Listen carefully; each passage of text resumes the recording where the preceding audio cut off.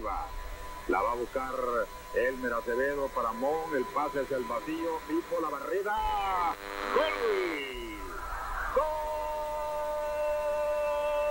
del Salvador! A Copa do Mundo de 1970 é uma das mais emblemáticas para o futebol da América Latina. A começar pelo Brasil. No último Mundial disputado por Pelé, a seleção brasileira levou o tricampeonato, com aquele que é considerado um dos times mais técnicos de todos os tempos. A gente pode falar também do México, anfitrião, ou também da Argentina, que ficou de fora da Copa de 70. E como esquecer também do Uruguai, afinal o Uruguai ficou entre os 4 melhores colocados, o que só voltaria a acontecer daí a 40 anos em 2010. Mas a gente vai falar aqui da América Central, mais especificamente das eliminatórias, quando El Salvador e Honduras se enfrentaram. E quando a gente fala se enfrentaram, a gente não está falando apenas em campo, no caso da chamada Guerra do Futebol. E é sobre isso que a gente vai falar na edição da Copa de 1970 do Entre Copas e Copas, o podcast do Última Divisão sobre a história das Copas do Mundo.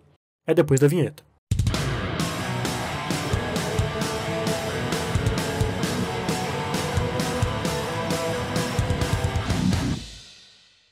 O futebol tem uma capacidade ímpar de unir pessoas, e a Copa do Mundo é talvez a época em que os povos mais se unem para celebrar esse esporte tão apaixonante. Ao longo das décadas, são vários os exemplos de como o futebol foi capaz de se converter em um instrumento de paz.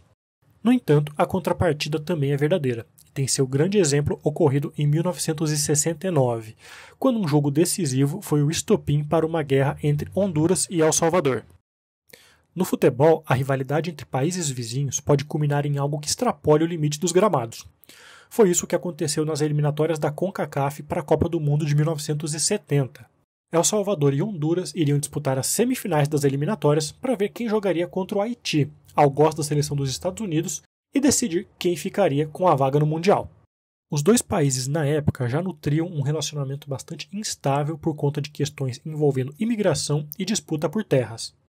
Apesar de Honduras ser 5 vezes maior do que El Salvador territorialmente, sua população na época era menor do que a do país vizinho. Estipula-se que cerca de 20% da população de Honduras tinha origem salvadorenha em 1969.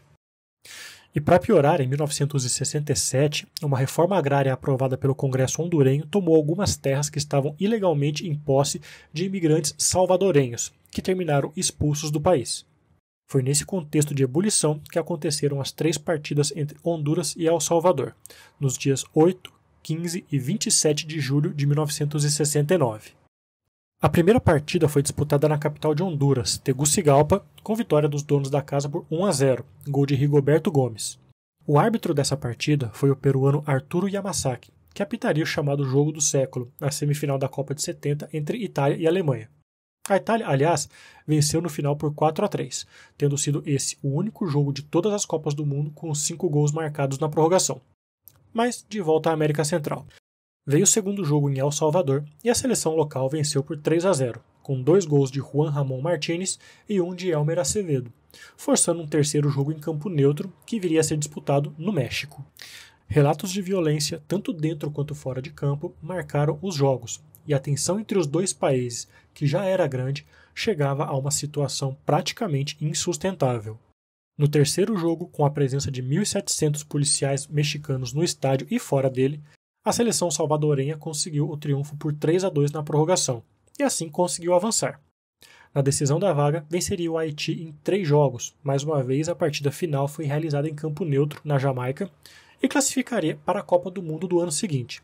Os jogadores se abraçaram, apertaram as mãos e deixaram o campo. 3 semanas depois, Honduras e El Salvador estavam em guerra. A guerra não foi longa, durou 4 dias, mas teve um número de baixas considerável, 3.000 mortos.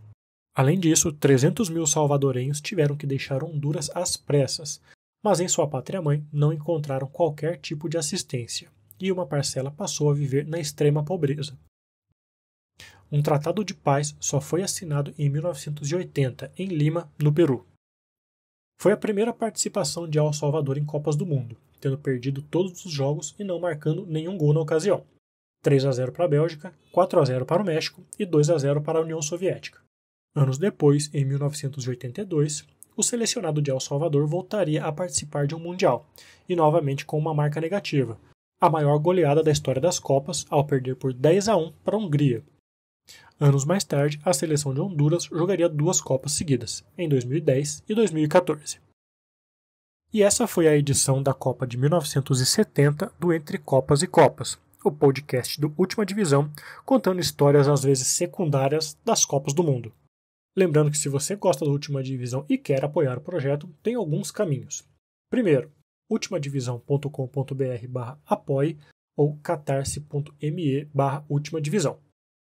Lembrando, o Última Divisão está disponível no site ultimadivisão.com.br, no YouTube e nas redes sociais, no Twitter, no Facebook, na Twitch e no Instagram. É só procurar a gente por lá. O texto que a gente usou como base para esse episódio está disponível no nosso site, inclusive. Quem colabora com a Última Divisão tem direito a vários benefícios, a começar por fazer parte do nosso grupo de WhatsApp, onde a gente está sempre ali batendo um papo com outros colaboradores para falar sobre futebol e trocar ideias sobre pautas diversas. Quem contribui com a Última Divisão também participa da escolha de pautas para os nossos textos no nosso site, para os nossos vídeos no nosso canal no YouTube. E, além disso, também pode concorrer a prêmios, como camisas de futebol e livros. Falando nisso, a Última Divisão também tem sua camisa de futebol oficial à venda na Shopee. É só procurar nossa loja por lá, shopee.com.br/ultimadivisão. E se você também quer fazer uma contribuição sem qualquer compromisso com a gente, também pode mandar um Pix para a Última Divisão, que também é muito bem-vindo. O Entre Copas e Copas está disponível todas as sextas-feiras no YouTube e nos melhores agregadores de podcast. Então, se você está ouvindo no YouTube, a gente te convida a se inscrever no nosso canal, a deixar o seu like, o seu comentário. E nos agregadores de podcast, a gente também pede a sua avaliação. Essa edição tem roteiro de Emanuel Colombari e Guilherme Bucalon, edição de Igor Nishikiori e Ravi Santana, arte de Vitor Nishikiori e apresentação minha, Emanuel Colombari. A gente então vai ficando por aqui. Até a próxima edição.